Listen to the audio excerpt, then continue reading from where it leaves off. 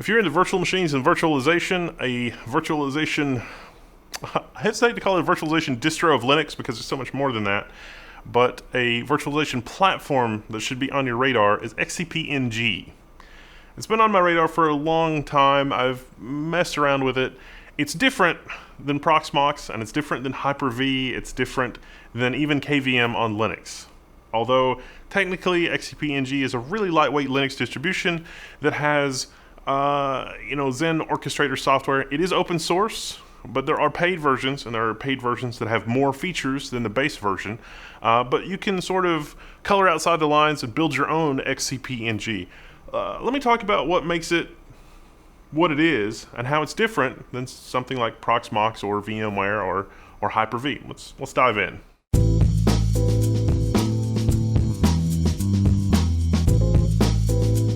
Alright, so first of all, our setup here is based around the really awesome 2U tie-in server that I've covered before. This is 4 epic nodes in a 2U chassis. It's basically 4 independent computers. The really awesome thing about this chassis is that it's basically a cluster in a box. So we're running, 4 independent machines that each have their own independent local storage. I have outfitted mine. The M.2 slots have Intel Optane, and then I have 4 terabyte P4500 U.2 drives in each one of these nodes. We've also got Epic Milan. I've got Epic Milan in almost all of these. Okay, one of them I've got an Epic Rome 24 core, the 7402P that I bought with my own money, but the other CPUs are CPUs that AMD sent me to do experiments with and that kind of thing. This system, this setup, potentially doesn't require a SAN. All the storage is local, and that's what you need if you want to absolutely maximize the IOPS that are available to your local virtual machines. You see, we're kind of a crossroads for hybrid design and some of the other stuff that goes into building your virtual machine infrastructure. And this is knowledge that doesn't necessarily apply to XCP-ng. It also applies to VMware, to a lesser extent Hyper-V, because Microsoft's trying to do their own thing with storage spaces. But I digress. With those solutions, we're talking about I/O over the network. So you have a separate storage system. We did a review of the Synology, not the NAS, but the SAN. Synology has a SAN product that is pretty locked down. You don't run custom software on it like you do the NAS. It's a SAN platform. It's got 12 bays by default. You can add more. There are 2 Xeon D nodes for redundancy. So this is 2 physical computers that provide redundant interfaces to the disks and basically connect it to the network. And then you can have 1 or 4 or 8 or 10 or any number, because it's a network connection, of machines that connect over the network to SAN. Historically, SAN technologies have included fiber channel for connecting from servers to disk, and even in more modern times, just a direct PCIe fabric if you really need the speed. But see, what's happening is the demand for more and more performance is putting more and more pressure on vendors to deliver better and better SAN performance. And we also have vendors like VMware that are looking at things like vSAN, which have the potential to deliver best case scenario, local numbers of IOPS. So when we're talking about these SSDs, we're in the hundreds of thousands to millions of IOPS range. And when we're talking about a network SAN, we're talking about tens of thousands to maybe getting close to 100,000 IOPS. And that's just because of the overhead of the fact that it's on a network. But sometimes, IOPS performance is not what's the most important to people. It is resiliency, redundancy. It's like the physical server hosting the virtual machines goes down. It's important that all of that data that was stored be immediately available and accessible and all that kind of stuff. You can do that with a vSAN as well, because as writes happen on the local machine, even if it's happening at 100,000 IOPS or 500,000 IOPS, those IOPS are replicated over the network, at least until some buffer or threshold is hit. So for example, if you want your virtual machine, which is receiving, bank transactions or something, to never be more than 30 seconds behind a highly available replica over here, it can do 500,000 IOPS until that 30-second window has passed. And if the network connection to storage is the limiting factor, and let's say that it's limited to only about 100,000 I/O operations per second, then it'll drop down to 100,000 I/O operations per second until the replica catches up, because you don't want to ever be more than 30 seconds behind. In a fiber channel type situation, or other, if you've got a PCIe fabric that you're using for your network storage, as soon as the storage medium says, yeah, we got that, then the software trusts and says, okay, yeah, we'll run with that. In the case of the Synology SAN, when the thing happens that says, yep, we got the data committed, it's all good, it's all on disk, it is physically on one set of disks, but physically 2 different servers can access that one set of disks. So if one server goes down, the other one can access it.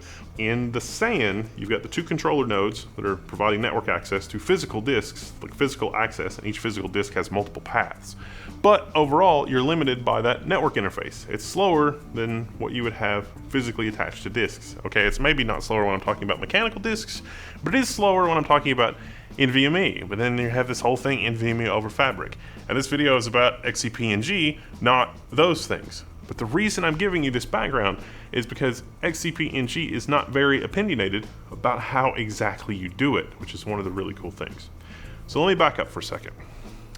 Philosophically, XCP-ng is more like VMware than Hyper-V or Proxmox. And so in a nutshell, if you've heard of Proxmox, looking at it as a virtualization platform, it's basically a Linux distribution, and it's not really a particularly lightweight Linux distribution. You can log in with SSH, run full commands, you've got basically access to literally everything that Linux offers. It uses, KVM for virtualization, and there's a nice web GUI that the Proxmox people have put together. It works really well. You can use ZFS for storage, but you can go off script and do something with the Linux distribution underneath, which is Debian, and really come up with something that fits your needs. You can customize it, and it works really well. Whereas if you look at something like VMware ESXi, your ESXi host is fairly rigid. You install ESXi, and then you install software in virtual machines, which will manage one or more ESXi hosts. So you wouldn't, for example, install packages to be able to do more stuff from the command line on your ESXi hosts. XCP-ng is somewhere in the middle, but it's closer to the VMware side, really, than the Proxmox side. It's a really lightweight, Linux micro distro, and then you actually set up virtual machines for management. And that's where the licensing comes in, because if you go to the XCP-ng website and you follow the directions, you'll get a fairly lightweight, free edition management virtual machine for controlling one or more of your XCP-ng hosts. Because we're working with that really awesome tie-in machine. I got 4 hosts. I got 4 hosts that I need to manage. Now, if you want to, there are alternative scripts that people in the community have put together that will unlock all of the features. That's what I did. And so you can set up that virtual machine. You can build it yourself from source, basically. It's not supportable. You don't get support. Buying support is actually worth something. But then you run that, and then you've got the whole enchilada of all of the different stuff that you can manage. Now, when you set up XCP-ng, the installer is quite good. You can even set it up as a RAID 1. So what I did was I set it up on the Optane drive, and then I dropped to a command prompt, and I used the Linux MD admin tools to create a Linux MD array from my Intel P4500 SSDs. So you can store your virtual machines on a different array than the XCP-ng stuff is actually installed on, and that works fine. And you can also install other plugins. So like if you would rather do this with ZFS instead of Linux MD, you can do that. There's not really an installer GUI for that, but you can do that. It does not support ZFS on root, but you can create a storage pool for your virtual machines that is ZFS based. And it is a little weird because if you're using ZFS for the virtual machine snapshots, the GUI for that doesn't really quite translate exactly. So you really end up relying on XCP-ng for that. Again, it's a philosophical thing. But there are also solutions that will let you build a virtual SAN. And the virtual SAN here in the XCP-ng context is that you're replicating data so that you lose an entire node. So instead of planning for a disk failure, you really plan for a node failure, and you treat any failure in a node basically as a failure of the entire node. So if a disk within a node fails, it's not like the node keeps running. It's, okay, this node has basically failed. Let's start running stuff somewhere else. But the functionality means that any of the data that is still accessible on that node is still, can still be accessed by the cluster at large, in terms of I need to be able to run a virtual machine, or I need to shut down a virtual machine that's on the failing node and bring one up somewhere else. But you think about it, and you think about all the scenarios that I described where, okay, we're talking about a SAN and I need more IOPS, and I want the thing to basically go as fast as possible. Can I get 1 million IOPS over the network? 10 or 25 gigabit Ethernet, probably not. But then you think about this failure scenario, and it's really still as good as the worst case scenario for local replicated storage. So let me state that another way.